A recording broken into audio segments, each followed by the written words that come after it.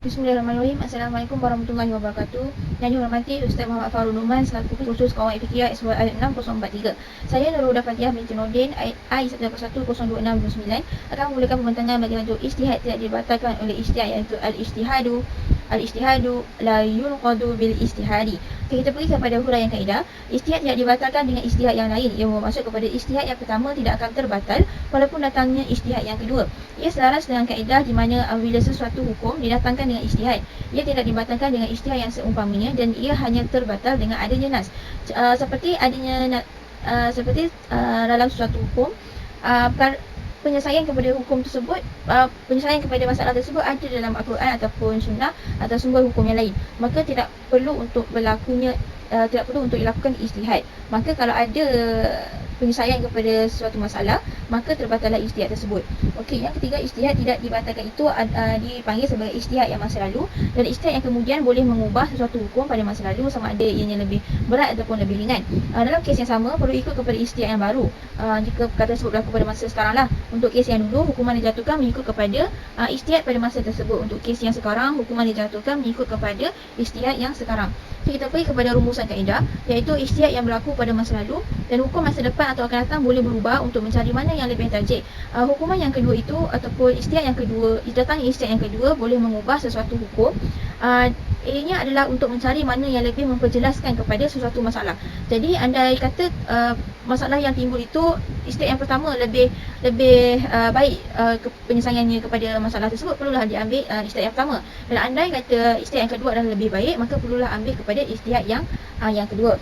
Okey. Peristiwa yang baru, hukuman mengikut kepada ijtihad yang baru, dan pelaksanaan hukuman pada peristiwa yang lalu ikutlah kepada ijtihad yang lalu. Dan pada peristiwa yang baru tersebut tak boleh dilaksanakan mengikut kepada ijtihad yang lalu, kerana ikut kepada kesesuaian tempat jugalah dan kesesuaian pelaksanaan hukuman. Hukuman diteruskan tanpa ada apa-apa pindaan bagi peristiwa yang sama. Contohnya, hakim berijtihad dan melaksanakan hukuman sebanyak 25 sebatan pada penjenayah bagi peristiwa yang lalu, dan ijtihad dan hukuman 20 sebatan dalam buang daerah setahun bagi kes yang sama, iaitu berlaku kepada masa sekarang. Jadi perlulah, jika perkara tersebut berlaku selepas adanya ijtihad yang kedua, maka perlu untuk ikut kepada hukuman ijtihad yang kedua, iaitu 20 sebatan. Dan jika perkara ataupun masalah itu berlaku kepada ijtihad yang pertama, tak ada lagi ijtihad yang kedua, maka perlu ikut kepada ijtihad yang pertama, iaitu 25 kali sebatan lah. Okey, kita pergi kepada sumber asal kaedah. Berlaku pada zaman Sayyidina Abu Bakar yang telah memutuskan suatu hukuman bagi suatu kes mengikut kepada ijtihad yang sendiri. Kerana pada masa pemerintahan Sayyidina Abu Bakar berlaku pelbagai masalah, dan apabila pemerintahan Sayyidina Umar pula berlaku kes yang sama, iaitu kesnya adalah pemerintah berhak dan boleh bertindak sebagai pengawal pada tanah larangan untuk kemaslahatan umum. Okey, Sayyidina Abu Bakar telah berijtihad kepada pemerintah berhak untuk menjaga tanah larangan tersebut. Namun Sayyidina Umar telah berijtihad perkara yang berbeza. Ada perselisihan sikitlah. Tapi kat sini bila adanya perselisihan, adanya kecanggahan ataupun adanya perbezaan, Sayyidina Umar tetap mengiyakan apa yang dikatakan oleh Abu Bakar, tapi Sayyidina Umar mendatangkan ijtihad yang kedua hanyalah untuk menjawab lebih jelas kepada sesuatu permasalahan tersebut. Sayyidina Umar tidak batalkan apa yang dikatakan oleh Sayyidina Abu Bakar. Okey, bagi isu yang kedua, iaitu Sayyidina Umar telah memutuskan kepada sesuatu permasalahan yang berkaitan dengan faraid mengikut kepada ijtihadnya. Dan pada masa yang lain, Sayyidina Umar telah berijtihad perkara yang lain tetapi isu yang sama. Jadi kat sini ijtihad yang pertama yang telah dikeluarkan oleh Umar pada masa yang pertama tidak terbatal, walaupun dalam kes yang sama. Okey, kita pergi kepada sebab ijtihad tidak dibatal dengan ijtihad. Yang pertama, ijtihad yang kedua itu bukan lebih kuat berbanding ijtihad yang pertama, bahkan sama saja tarafnya. Sebab ijtihad sebabnya tujuan kaedah ni adalah bertujuan untuk mengukuhkan agama. Boleh jadi ijtihad yang pertama benar dan ijtihad kedua juga benar. Namun apabila sampai kepada sesuatu zaman, ijtihad satu lebih relevan, maka perlu diambil ijtihad yang pertama tadi. Setiap ijtihad itu mempunyai perbezaan dan bersesuaian, dan perlulah bersesuaian mengikut kepada sesuatu tempat. Contohnya, kalau berlaku satu masalah tersebut kan, ijtihad yang kedua ni bukanlah untuk menguatkan lagi, tak dianggap langsung sebagai menguatkan kepada ijtihad yang pertama, tapi hanyalah untuk memperjelaskan, hanya untuk mentajihkannya lagi. Okey, bila ijtihad yang kedua membatalkan ijtihad yang pertama, andai kata ijtihad yang kedua ini membatalkan ijtihad yang pertama, hal ini akan menyebabkan timbulnya pelbagai masalah dan menimbulkan pelbagai rantaian hukum dan tidak mempunyai penghujungnya. Sampai bila? Jika jika kita hanya menggunakan ijtihad yang kedua, dan anda kata tadi kan ijtihad yang pertama dibatalkan dan kita hanya guna ijtihad yang kedua, dan apabila berlakunya suatu isu, kita lihat kepada ijtihad yang kedua tadi tak relevan, macam tak sesuai, perlu pula ijtihad yang lain. Lepas tu batal ijtihad yang kedua, lepas tu berlaku lagi isu yang sama, dan tengok kepada ijtihad yang ketiga tadi tak relevan juga. Maka sampai bila perlu adanya hukum ini, dan sampai bila tak akan selesai masalah ni, sebabnya hanya ada satu hukum. Jadi mereka perlu sentiasa mengeluarkan hukum sehingga menyebabkan sampai bila nak selesai masalah. Okey, hal ini selaras dengan kaedah tidak harus menentang hukum hakim selepas dibuat hukuman. Macam yang dicakap tadi lah, kalau kita menentang apa yang telah diputuskan oleh hakim, mungkin akan menyebabkan timbulnya pelbagai masalah dan hukum tersebut sampai bila tak akan selesai. Dan juga akan menimbulkan masalah bagi para fuqaha sendiri dan juga masyarakat umum untuk mendapatkan hukum yang hukumnya akan timbul masalah lah. Okay, kita pergi kepada syarat berijtihad. Okay, Islam dan mukallaf ini adalah syarat kepada mujtahid itu sendiri. Dan syarat bagi berijtihad adalah untuk memahami nas dan dalil syarak. Di sini seseorang itu perlulah memahami nas dan dalil syarak. Jika dalam Al-Quran telah dijelaskan tentang suatu isu tetapi tidak diperjelaskan dengan secara detail, jadi seorang itu perlulah faham dengan sefaham-fahamnya lah supaya tidak berlakunya ijtihad. Okey, yang kedua, memahami tujuan syarak dengan sempurna supaya tidak timbulnya pelbagai masalah. Contoh, seorang tu tak faham dengan jelas tentang tujuan syarak ni, jadi akan menyebabkan timbul pelbagai masalah jugalah. Dan tujuan syarak itu sendiri adalah untuk memahami kemaslahatan yang diiktiraf oleh syarak. Okay, yang ketiga, mampu untuk memahami dan mengistimbat hukum. Seseorang mujtahid itu perlu untuk faham dan mampu untuk dia mengistimbatkan sesuatu hukum daripada suatu hukum kepada suatu hukum yang lain. Okay, yang seterusnya adalah memahami nasih dan Okey, seterusnya kita pergi kepada sebab terbatalnya ijtihad. Ia selaras dengan kaedah yang bermaksud bahawa apabila seorang hakim jelas akan kesalahannya, maka perlu untuk dibatalkan dan berpindahlah hukum tersebut kepada yang lebih jelas hukumnya. Di sini ada perbezaan antara membatalkan dan memindahkan. Jika suatu hukum itu terdapat jelas tentang kesalahan berijtihad, maka perlulah untuk batalkan apa yang telah dikatakan ataupun apa yang telah diijtihadkan. Dan jika hanya terdapat ada sedikit kesalahan dalam ijtihad tersebut, maka hakim tersebut perlu mengijtihadkan bahawa dia memindahkan ijtihad tersebut kepada yang seterusnya lah.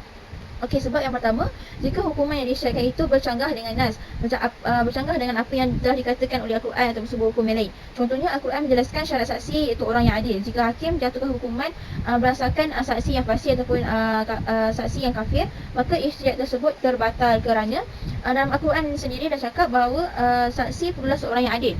Jika yang datang tu saksi yang kafir ataupun fasik, maka ijtihad tersebut terbatal. Yang kedua adalah hukum yang diijtihadkan bercanggah dengan ijma'. Ijma' ni adalah kesepakatan para ulama'. Contohnya, para ulama' telah bersepakat mengatakan terbatalnya perkahwinan antara wanita muslimah dengan lelaki kafir. Tetapi jika hakim berijtihad perkara yang bercanggah dengan apa yang dikatakan oleh ijma' ulama' ini, maka terbatallah ijtihad tersebut. Yang ketiga, jika hukum yang diijtihadkan bercanggah dengan qiyas jali. Dan yang keempat, pendapat Imam Al-Gharafi mengatakan keputusan yang dibuat oleh hakim terbatal jika jelas tentang kesilapan dan kesalahannya. Macam saya cakap tadi lah, jika jelas apa yang telah diijtihadkan tersebut salah, maka perlulah untuk membatalkannya. Dan jika hakim tersebut bercanggah dengan Imam Mazhab 4, Imam Mazhab 4 telah menyatakan tentang sesuatu permasalahan tersebut, cuma perlukan ijtihadnya lagi untuk memperjelas. Tapi jika ijtihad tersebut bercanggah dengan apa yang dikatakan oleh Imam Mazhab, maka terbatallah ijtihad tersebut.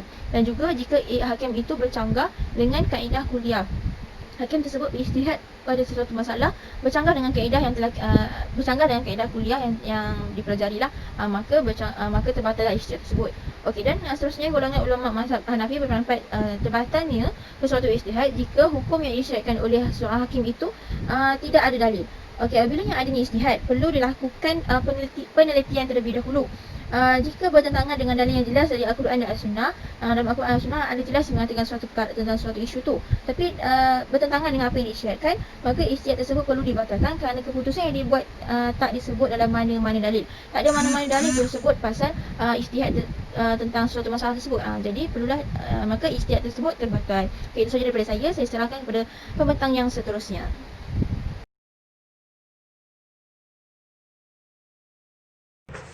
Hai, Assalamualaikum. Nama saya Nur Ain binti Roslan, I141-02630. Okey, saya akan menerangkan berkaitan dengan bentuk kesilapan yang membatalkan ijtihad.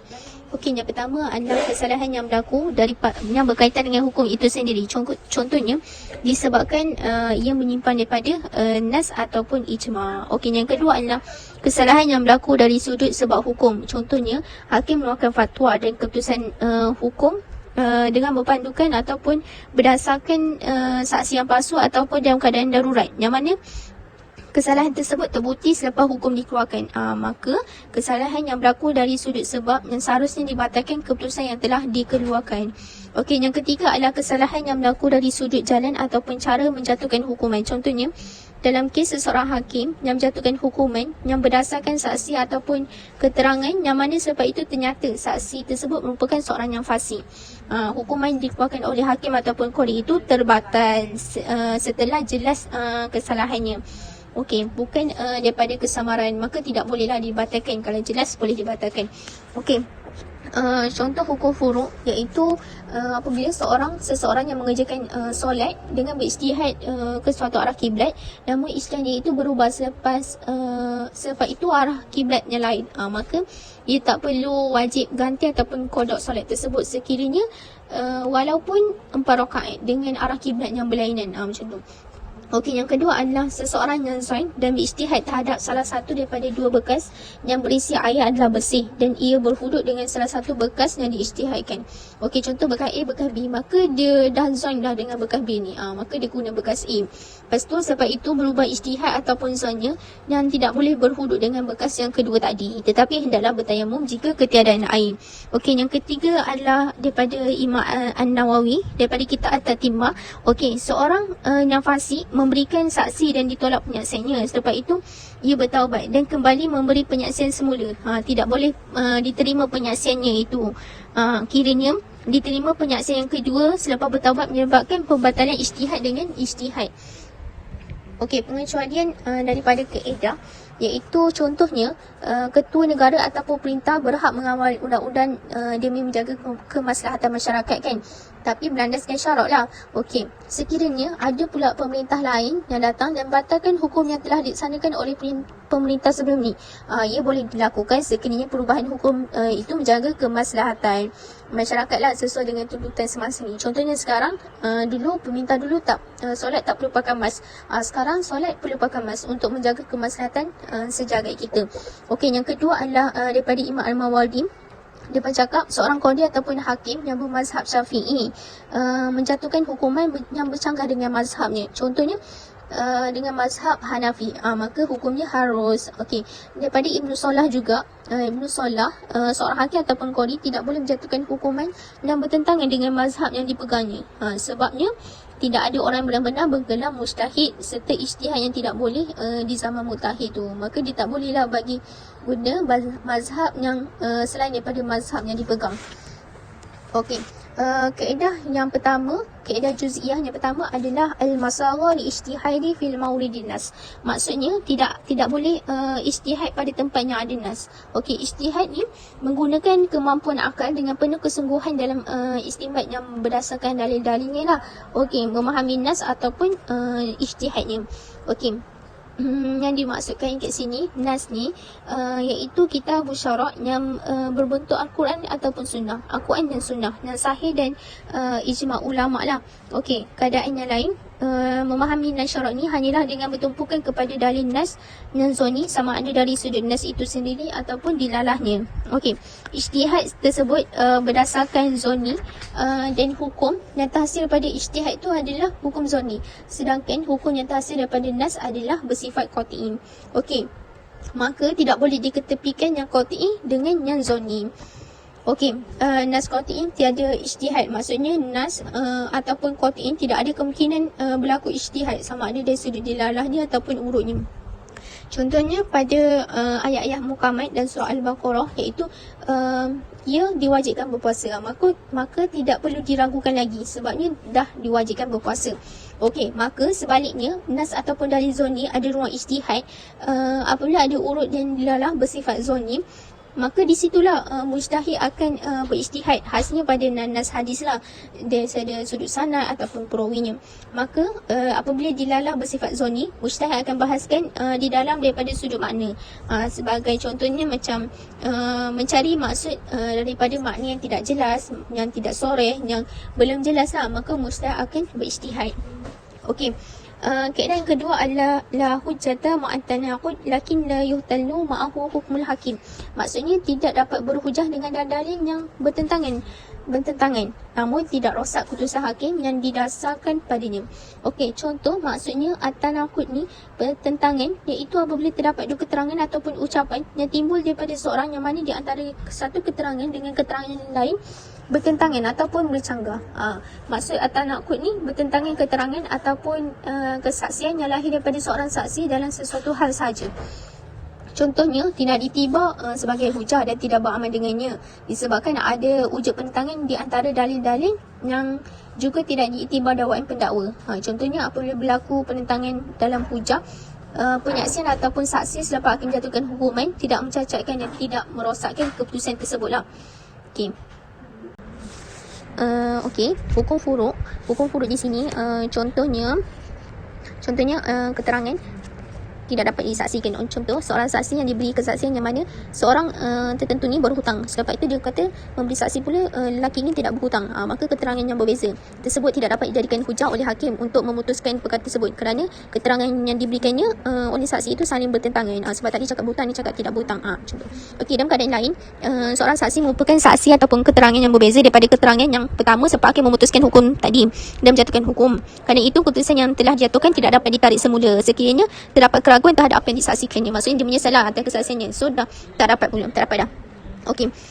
Kaedah yang ketiga adalah khata'ul qadi fi baitil mal. Maksudnya kesalahan qadi ataupun hakim dipertanggungjawabkan oleh baitul mal. Okey, contohnya maksudnya apabila seorang hakim ataupun qadi ini melakukan kesalahan ataupun tersalah dalam memutuskan hukum sesuatu perkara, berlaku kesalahan yang tidak disengajakan olehnya, maka tidak dipertanggungjawabkan terhadap dirinya pun.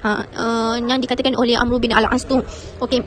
Contohnya, jika akibat daripada kesalahan hakim ataupun qadi mengharuskan ada denda ataupun bayaran harta atau ganti rugi dengan lainnya, maka Baitul Mal akan membayarnya atau mengeluarkannya bukan daripada harta peribadi hakim tersebut, kerana hakim ni hanya melaksanakan tugas negara sahaja. Okey. Akhirnya adalah hukum furuk, iaitu daripada kes pembunuhan. Contohnya, seorang hakim telah menjatuhkan hukuman terhadap tertuduh. Selepas tu dapat ada bukti lain yang lebih kukuh yang meyakinkan bahawa orang jalani hukuman kisah tersebut sebenarnya bukan pembunuh sebenar. Maka seharusnya dibayarkan diat ataupun ganti rugi kepada pewaris ataupun keluarga masa tu yang ditanggungkan oleh Baitul Mal. Okey. A'udzubillahi minasyaitonirrajim. Bismillahirrahmanirrahim. Assalamualaikum warahmatullahi wabarakatuh. Saya Bismillah binti Sabah, ayat 18102718 akan meneruskan perbincangan ini dengan kaedah yang kedua, iaitu idza ijtama'al halalu wal haramu wulibal haram. Itu apabila berhimpun halal dan haram dikira yang haram.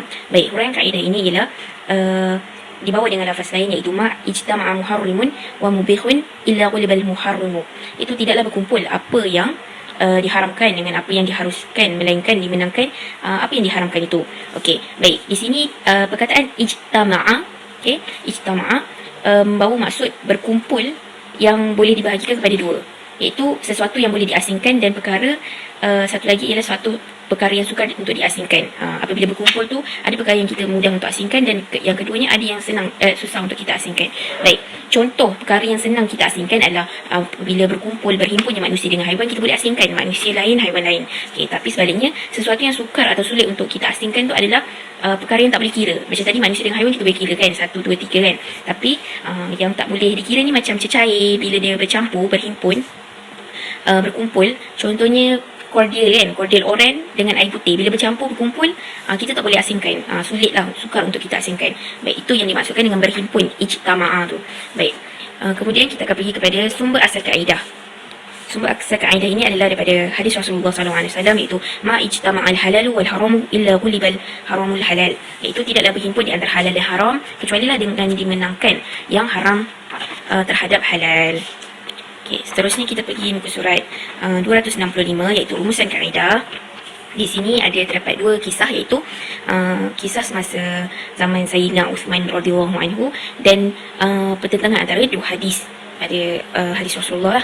Jadi kisah mengenai Sayyidina Uthman ini, beliau ditanya mengenai menghimpunkan dua wanita bersaudara, di mana salah seorang daripada wanita tersebut adalah merdeka dan satu lagi adalah hamba. Sedangkan berkaitan dengan perkara itu, ada ayat yang menghalalkan dan ada yang mengharamkannya.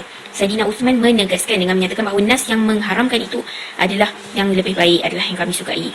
Baik, pertentangan antara dua hadis, iaitu hadis yang pertama, Rasulullah SAW bersabda bahawa bergaul bermesralah dengan isteri-isteri Rasulullah di atas paras pinggang dan mereka itu sedang berhaid. Sedangkan satu lagi hadis, iaitu isna'u kulla syai'in illa nikah, iaitu lakukan apa sahaja terhadap isterimu yang berhaid kecuali persetubuhan.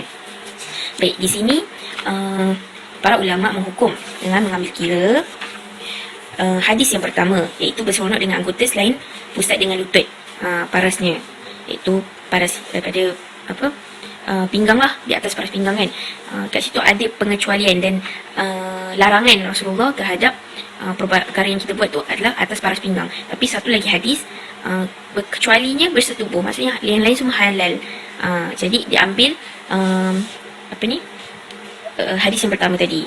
Baik, kita pergi kepada hukum furu'. Hukum furu' ni ada 17, tapi saya ambil sedikit lah untuk diterangkan kepada sahabat-sahabat sekalian. Baik, yang pertama yang saya ambil ialah binatang yang lahir dari salah satu binatang yang haram dimakan, iaitu dia hasil persenyawaan binatang. Binatang yang halal dengan yang haram, hasil persenyawaan dua binatang yang halal dengan haram ni. Jadi hasilnya itu, maksudnya anak kepada kedua-dua binatang yang telah disenyawakan ni, dia jatuh pada haram lah. Contohnya kambing dengan anjing. Kita tahu kambing halal dan anjing haram kan. Tapi bila disenyawakan, dapat hasil daripada binatang tersebut, haiwan tersebut, maka haiwan tersebut adalah haram. Kemudian kita pergi kepada seorang yang mempateri atau membuat tampalan pada bekas dengan menggunakan perak atau emas. Baik, di sini kita tahu bahawa Rasulullah SAW pernah bersabda bahawa sesiapa yang minum dan memakan atau apa saja daripada bekas yang diperbuat daripada emas atau perak, maka perutnya akan menggelegak disebabkan api neraka. Hadis riwayat Muslim, nombor hadis 5509.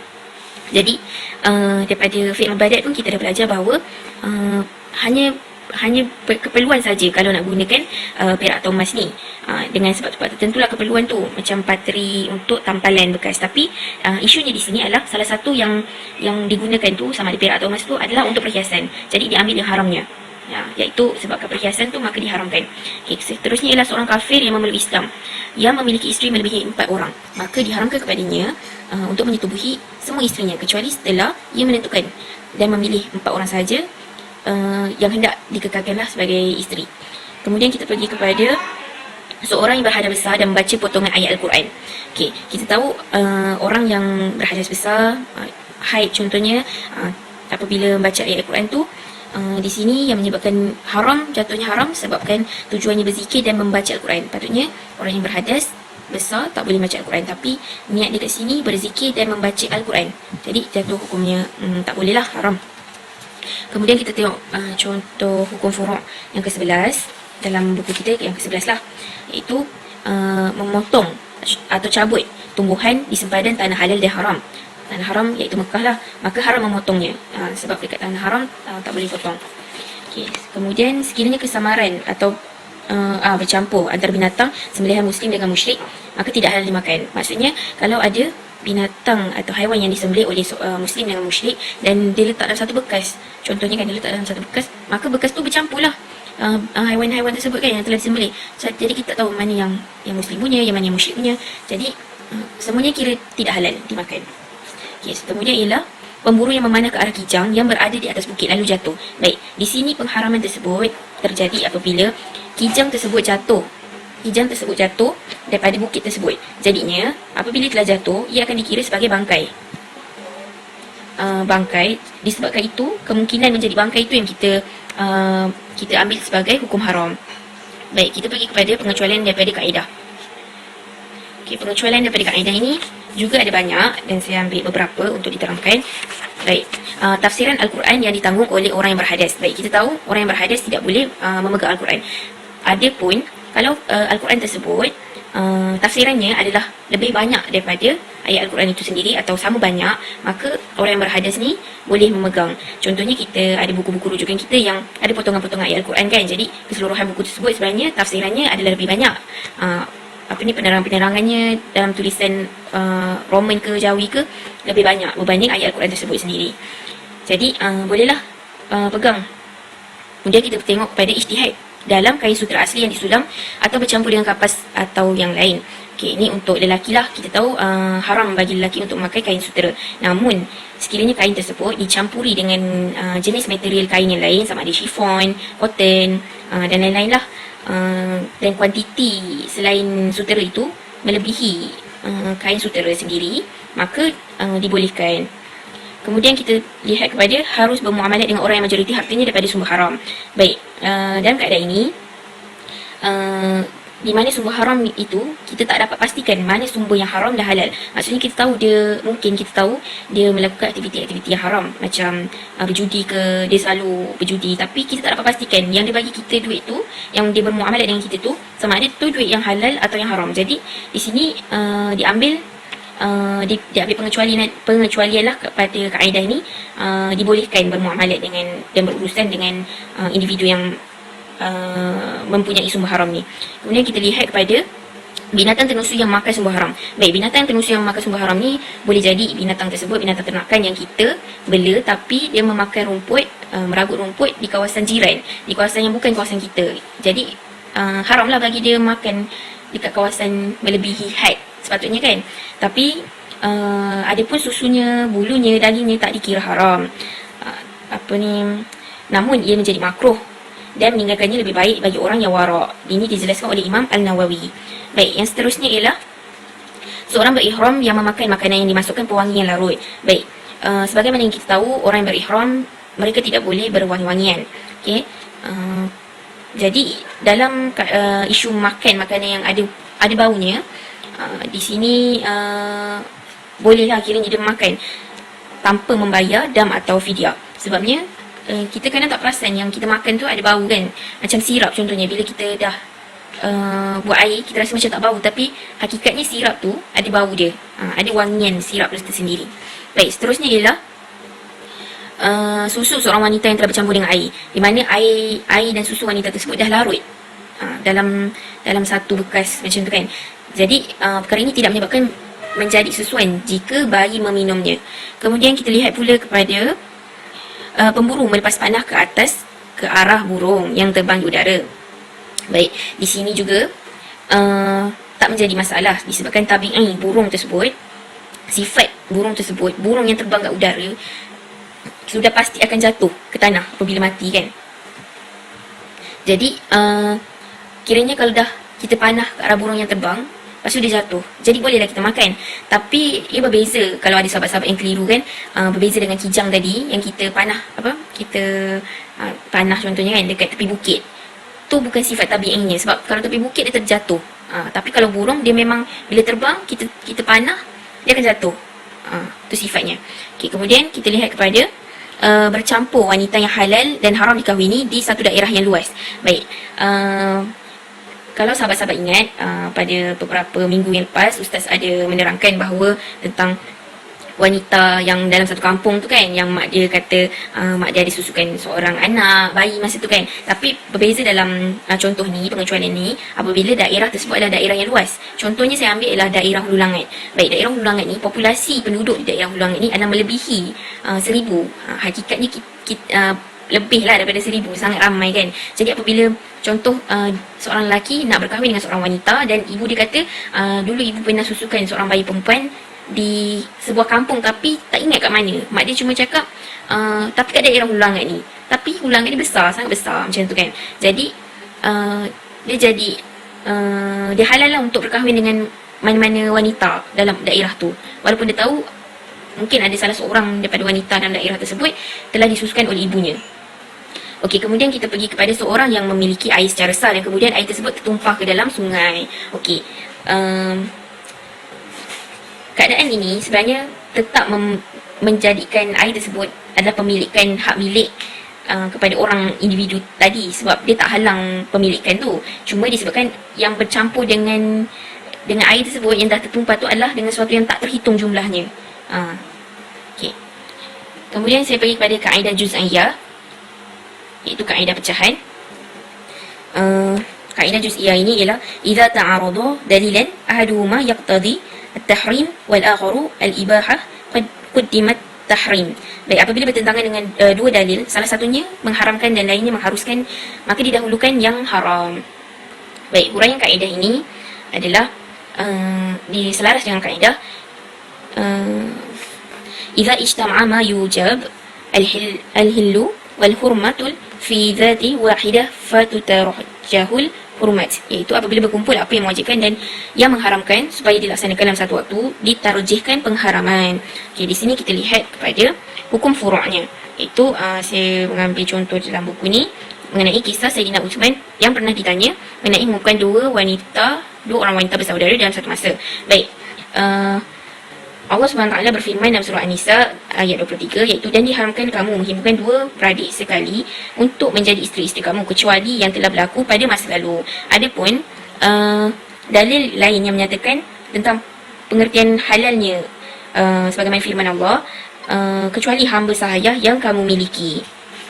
Jadi di sini hadis Rasulullah SAW menerangkan bahawa keduanya dihalalkan oleh ayat serentak, dengan itu juga diharamkan oleh ayat. Adapun daku adalah tidak sukai melakukan perkara itu. Jadi hukum yang diutamakan dan dipakai oleh ulama dalam kes ini adalah mengutamakan yang haram. Untuk itu, dalam menyelesaikan masalah tersebut dan menghadapi masalah sebegini, apa yang seharusnya diutamakan ialah dalil atau yang haram, khususnya atas dasar agar berhati-hatilah. Baik, itu sahaja. Assalamualaikum warahmatullahi wabarakatuh. Saya Nurul Izzah binti Abdullah, nombor metri I1810254, akan meneruskan kaedah yang seterusnya, iaitu kaedah tafriq wa sufqah. Yang ni kaedah ni bermaksud dalam satu masa ataupun dalam satu keadaan dia mengumpulkan perkara yang halal dan juga perkara yang haram. Jadi di sini jumhur ulama mengatakan hanya sah akad yang halal sahaja, manakala akad yang haram adalah terbatal, dan segelintir ulama pula mengatakan bahawa semuanya terbatal.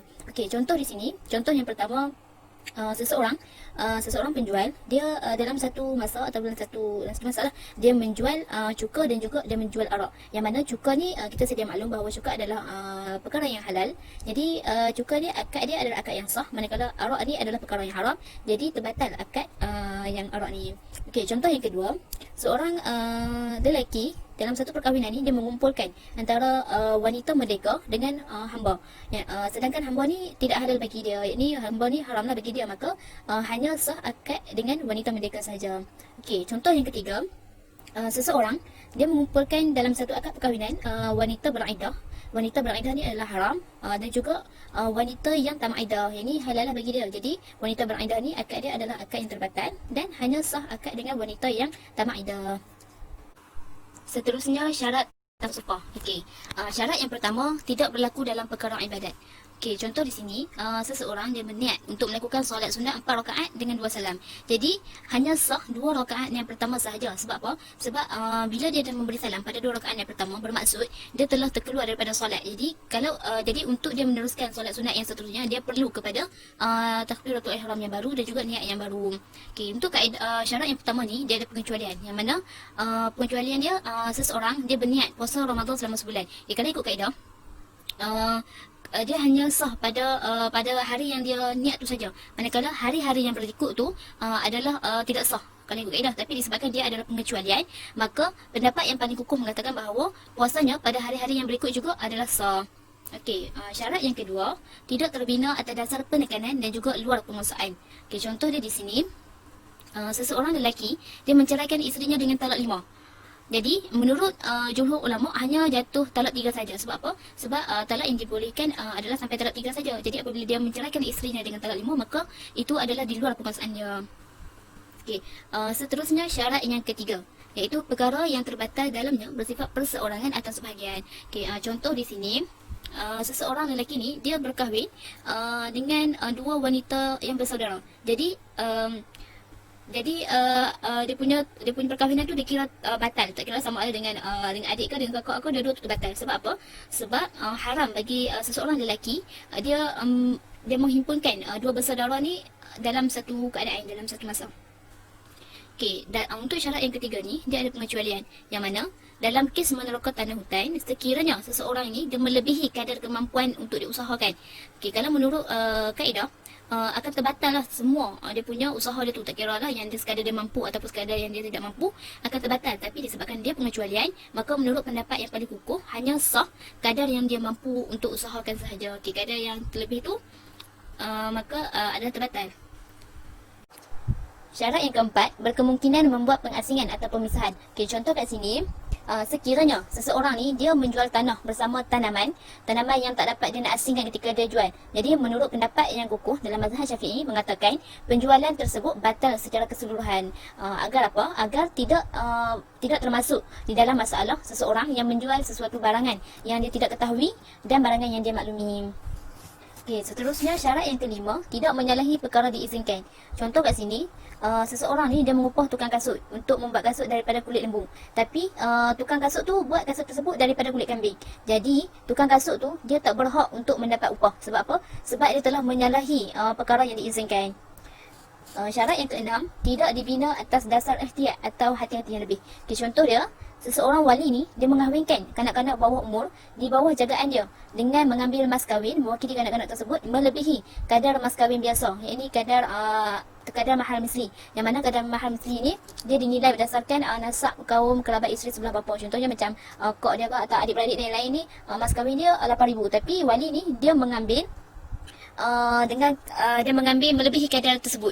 Jadi dalam hal ini ulama berselisih pendapat, yang mana pendapat daripada Imam Al-Nawawi mengatakan dikira batal ataupun rosak mas kahwin itu. Manakala menurut Imam Al-Shirazi mengatakan batal jumlah yang lebih itu saja. Manakala sah untuk mas kahwin yang sesuai dengan mahar misli itu. Okey, syarat yang ketujuh harus menyebutkan jumlah. Okey, contoh dia kat sini, seseorang ni dia sewakan rumah dia kepada seseorang dengan dia kata, saya sewakan rumah ni kepada awak setiap bulan dengan bentuk mata wang ringgit Malaysia. Okey, jadi dia tak sebut jumlah. Menurut sepakat ulama, tidak sah akad itu untuk bulan-bulan seterusnya. Manakala menurut pendapat yang kukuh berkaitan dengan akad sewa bulan yang pertama tadi tu juga tidak sah. Okey, syarat yang ke-8 yang dirangkumkan kepada diharuskan itu menerima akad keseluruhan. Okay, contoh dia kat sini, sekiranya seseorang wali ni dia mengkahwinkan anak perempuannya dengan seseorang dan anak lelakinya atau dengan lembunya. Okey, menurut pendapat yang kukuh, yang dikira sah hanya perkahwinan anak perempuan sahaja. Sebab apa? Sebab anak lelaki dan juga lembu ni mereka tidak terima perkahwinan. Tapi untuk syarat yang ke-8 ni, dia ada pengecualian daripada kaedah. Yang mana sekiranya bercampur aduk di antara jenazah muslim dengan kafir dan juga mati syahid, maka hukumnya wajib dimandikan semuanya. Sebab apa? Sebab kita tak dapat nak pastikan yang jenazah ni kan. Jadi kalau ikut kaedah tu, jenazah orang kafir ni dan juga orang yang mati syahid ni haram untuk kita mandikan dia. Tapi disebabkan dia bercampur aduk dan tak dapat dipastikan, maka hukum dia wajib dimandikan semuanya. Kaedah yang seterusnya, apabila berhimpun di dalam suatu ibadat dari sudut bermukim dengan bermusafir, akan dimenangkan sudut bermukim. Okey, bermukim ni adalah orang yang menetap di suatu tempat lebih daripada 3 hari, tak termasuk hari yang datang dan hari yang keluar. Manakala bermusafir ni bermaksud melakukan perjalanan jauh melebihi 2 mahalah. Okey, huraian kaedah dia, huraian kaedah ni dia mempunyai kaitan dengan kaedah yang tadi, yang mana terdapat pengertian yang membawa maksud. Apabila berhimpun di antara yang mengharuskan dengan yang mengharamkan, hendaklah dimenangkan yang mengharamkan itu. Okey, hukum furuk dia, seseorang yang sembahyang di atas kenderaannya di tempat dia bermukim, kemudian dia keluar bermusafir, maka dia tidak boleh qasar sembahyang dia itu. Sebab apa? Sebab ketika solat tu dia berada di tempat dia bermukim. Okey, contoh yang kedua, seseorang yang menyapu kuf. Menyapu kuf ni adalah perbuatan yang mana adalah ganti untuk membasuh kaki ketika berwuduk. Kuf ni adalah kasut kulit yang menutupi kaki hingga ke buku lali. Okey, ketika dia menyapu kuf ni waktu dia bermukim, lepas tu dia keluar bermusafir, maka hendaklah dia menganggap kuf tersebut seperti dia bermukim, iaitu 1 hari 1 malam sahaja. Dan contoh yang ketiga, seseorang yang pagi harinya dia berpuasa ketika di tempat dia bermukim. Lepas tu pada siang hari dia bermusafir, maka dia haram untuk berbuka pada hari tersebut. Okey, untuk kaedah ni, dia ada pengecualian yang mana seandainya seseorang dia bermusafir, dia sembahyang di atas kapal terbang dengan tayamum. Kemudian ketika dia sembahyang tu, kapal terbang tersebut dia sampai di tempat dia bermukim. Kalau ikut kaedah tu akan terbatal solat dia sebab dia dah sampai kepada tempat dia bermukim. Tapi menurut pendapat yang kukuh, sembahyangnya itu tidak terbatal dan dia tidak wajib untuk mengulangi sembahyangnya itu. Kaedah seterusnya, apabila berlawanan di antara menghalang dengan menuntut, akan diutamakan yang menghalang. Uraian kaedah dia, apabila terdapat pertentangan di antara yang mencegah dengan yang mengharuskan menuntut, ketika itu hendaklah diutamakan dan didahulukan yang menegah itu. Okey, keadaan lain pula, sesuatu yang membahayakan dan mengharuskan untuk dicegahnya, tapi dalam masa yang sama juga terdapat hal yang mengandungi ketentuan supaya dilaksanakan, maka hendaklah dimenangkan yang mencegah. Okey, hukum furu' yang pertama, apabila terdapat pertentangan ini, sekiranya pasangan suami isteri murtad ataupun menurut pendapat yang kukuh, salah seorang daripada mereka murtad, maka akan terbatal mas kahwin serta hendaklah dibahagi dua. Okey, yang kedua, seseorang yang mencederakan kawannya dengan dua kesan luka. Luka yang pertama dilakukan secara sengaja dan luka yang kedua dilakukan secara tersalah, maka tidak akan dikenakan ganti rugi ataupun pisau. Sebab apa? Sebab dia mengambil kepada secara tidak tersalah. Dalam kaedah ini dia terdapat pengecualian yang mana jika berlaku campur aduk di antara jenazah muslim dengan kafir dan juga mati syahid, maka wajib dimandikan dan disembahyangkan semua jenazah tersebut. Kalau ikut asalnya haram untuk mandikan orang kafir dan juga mati syahid ni, tapi disebabkan dia pengecualian daripada kaedah yang mana berlaku campur aduk, maka dia wajib dimandikan semua. Imam Bahaqi dia berhujah berkenaan dengan perkara ini dengan alasan di mana Rasulullah SAW pernah melewati suatu majlis yang mana bercampur antara orang kafir dan juga orang muslim, namun baginda memberi salam kepada mereka. Okey, sekian daripada saya. Wabillahi taufiq wal hidayah. Assalamualaikum warahmatullahi wabarakatuh. Bismillahirrahmanirrahim. Assalamualaikum warahmatullahi wabarakatuh. Saya Munirah binti Abdul Latif, I1810258. Okey, saya akan menerangkan kaedah yang seterusnya, iaitu idza zalal mani' adal mamnu'. Maksudnya apabila penghalang hilang, hukum yang dihalangi kembali semula. Okey, maksudnya apabila satu perkara tu ada mani' padanya, jadi kita tak dapat nak laksanakan ataupun nak buat sesuatu perkara tu sama sekali. Okey, namun kalau mani' tu hilang, jadi hukum ataupun pelaksanaan sesuatu perkara tu kembali seperti sedia kala. Okey, kaedah adalah kebalikan ataupun akas kepada lafaz kaedah. Apa yang diharuskan dengan sebab keuzuran akan batal dengan sebab hilang keuzuran itu. Okey. Okey, kita masuk kepada hukum furu'. Contoh ibadah. Seseorang wanita berhaid tak boleh kerjakan solat ataupun puasa sebab haid tu adalah mani'. Okey, apabila dia sudah suci, dia dah bersih, maka diwajibkan dia untuk solat dan dia juga dibolehkan berpuasa. Okey, contoh kanak-kanak pula. Kanak-kanak dan orang buta ditegah untuk menjadi saksi ataupun membuat penyaksian. Tapi kalau kanak-kanak tu dah baligh, orang yang buta tu dah dapat melihat, so boleh diterima penyaksian mereka sebab mani' tu dah habis, dah hilang. Okey, kita masuk kepada kaedah yang seterusnya, iaitu al-haramu la yuharrimu al-halal. Maksudnya hukum haram tidak mengharamkan yang halal. Okey, kaedah ini dikaitkan dengan lafaz kaedah tidak dapat diputuskan terhadap haram sesuatu melainkan dengan nas yang yakin. Okey, Imam As-Subki ni cakaplah yang hadis dan kaedah ni nampak je bertentangan dengan hadis dan kaedah. Apabila berhimpun antara halal dengan haram, dimenangkan yang haram.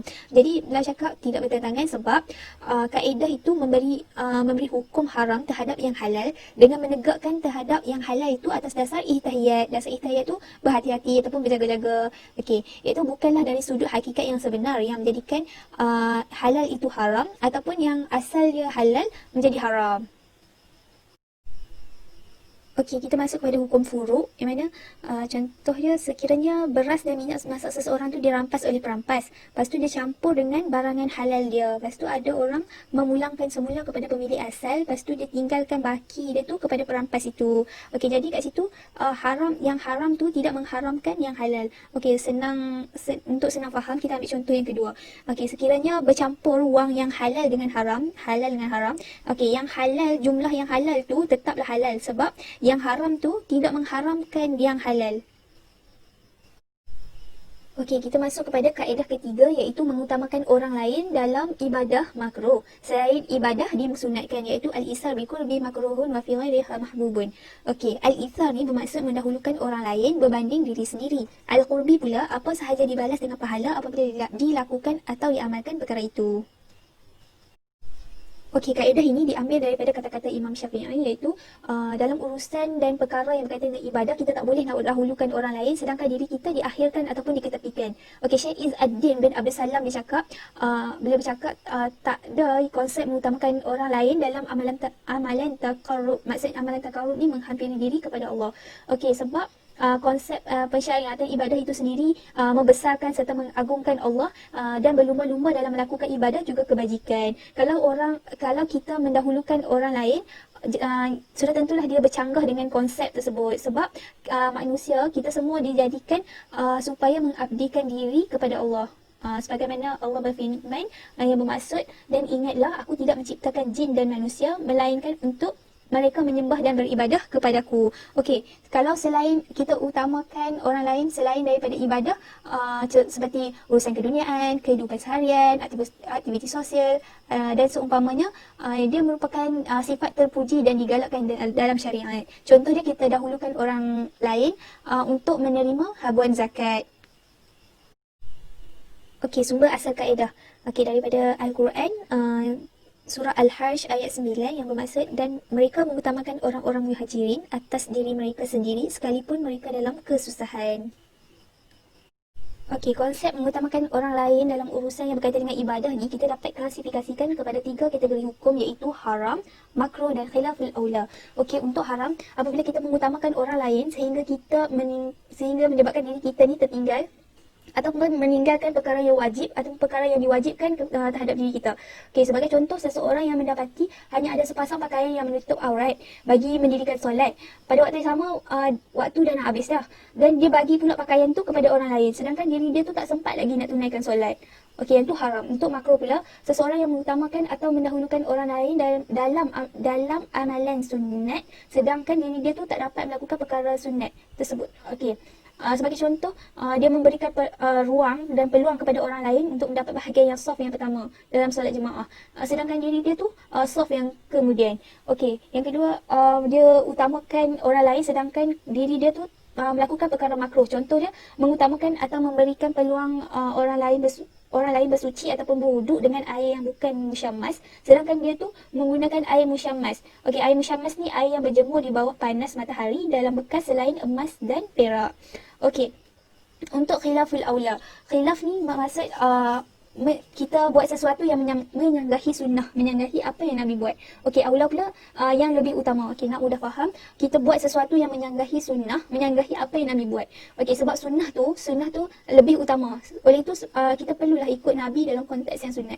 Okey, contoh, kita solat. Okey, ulama terangkan cara Nabi untuk duduk antara dua sujud kan kena angkat kaki sebelah kanan. Okey, yang tu sunnah. So kalau kita tak buat seperti itu, solatnya sah, cuma tak ikut sunnah yang begitu. So itulah khilaful aula. Benda tu tak ada tegahan, cuma kita buat tak menepati sunnah yang terbaik. Yang penting syarat sah solat duduk antara dua sujud tu duduk. Okey, so tak ada tegahan nak duduk bersila ke, semua boleh, cuma semua tu khilaful aula, tak menepati yang utama. Okey, kita masuk kepada hukum furu'. Okey, seseorang tu dia tak seharusnya memberikan air kepada orang lain untuk berwuduk kalau waktu solat dah masuk, ataupun dia tak seharusnya mendahulukan orang lain berwuduk sedangkan waktu solat telah masuk. Okey, yang kedua, seseorang tu apabila dia ada air yang cukup untuk wuduk untuk diri dia sahaja, jadi dan dia dapati orang lain pun nak berwuduk, jadi tak seharusnya lah dia memberikan air tersebut kepada orang lain. Okey, untuk pengecualian kaedah, okey, seseorang yang datang lewat untuk solat jemaah, lepas tu dia dapati tak ada ruang kosong di saf yang hadapan, jadi dia tariklah seseorang untuk ke belakang untuk bersama dia. Orang yang ditarik tu sunat untuk ke belakang untuk bantu walaupun berada di saf yang kedua. Jadi dalam masalah ni pahalanya tetap dikira pahala saf yang pertama. Okey, sekian.